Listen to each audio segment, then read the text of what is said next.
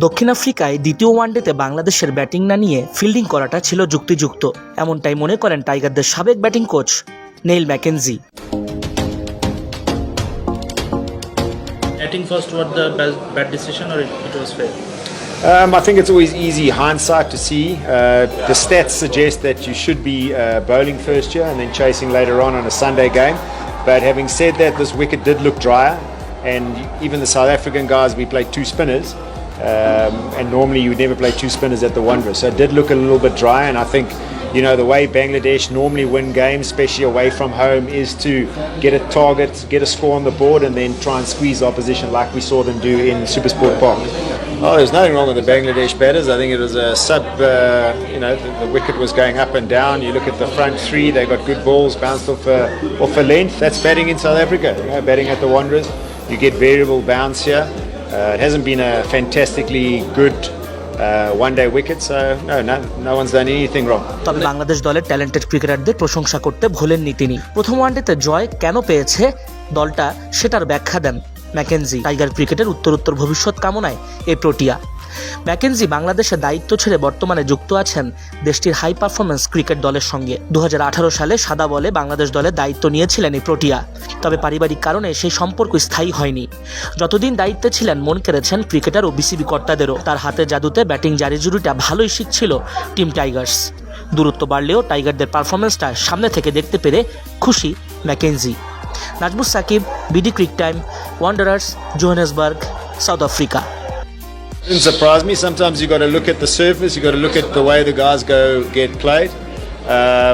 Litson Dust was trying to avoid a bouncer, got a glove. Iqbal got a ball that bounced at the splice. Shakib played a ball that he should normally play down the leg side. So they've basically done nothing wrong.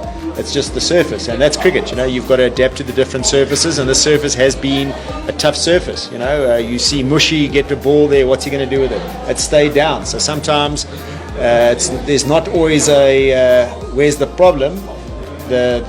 The problem is in the pitch. Okay. Do you believe in the third ODI or upcoming Test series Bangladesh batters can do well? Well, I think they can. This game's far from over. I think Afif and Mahidi are getting a little comeback here, playing quite nicely. We saw what they did with Afghanistan at a really good partnership. I always like to see the guys I worked with getting runs, but I saw a few of them there. I like to get them runs, but South Africa must win. Does that sound good?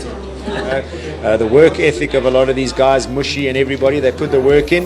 You look at, they're getting to that age where they've been around for a long time. So the younger guys in the Bangladesh side are stepping up, learning from the senior guys, but then wanting more as well. So all really, really good signs. Having not been with Bangladesh for a couple of years now, I think that the nicest sign is the batting in terms of just the confidence and the way the guys are playing. There's not panic. There looks like there's a strategy and a structure, which is good. But, you know, the guys, every coach that has been at Bangladesh, they've been shouting out for pace bowlers, you know, and Bangladesh have had pace bowlers, but they've been short pace bowlers. That bowling performance at Supersport Park was unbelievable. 3 tall, fast bowlers hitting good lengths, asking questions the whole time, and I think that's been the change, and that's the way Bangladesh can compete away from home. Well, who's he going to bat ahead of? You know, in terms of, you just got to look up your lineup. He's done it for years. You know, he looks like he's got the power, and I think he's probably had more of the power game out of all the Bangladesh batsmen for a while. He bats the situation pretty well most of the time, so, you know, that's his spot at number 6. And, you know, they're juggling that batting lineup quite nicely. They've got some a couple of the more experienced, I won't say old, I'll say more of the experienced batters, and then pushing in a couple of the youngsters to bat amongst them. You know, you just look at Yasir Ali's innings he played at Supersport Park the other day. You know, he played some beautiful shots and played that way, and he's a talent, but he batted with Shakib, and Shakib took the pressure off him, and he could just go about his business, and that's what you want in a good side. You want your younger guys learning from your older guys, and, you know, a guy and bowling and batting with your experienced players, they're learning more than any coach can give them over a session. Do you see any kind of effect of his captaincy in his batting? No, I don't think so. We know that he's a big run getter. He puts a huge value on his wicket. He wants runs. He wants to do well for Bangladesh. I think it's just a stepping stone where now he makes decisions. He's got a good cricket brain. He makes decisions, and I don't think it should affect his batting. Well, it won't affect his batting.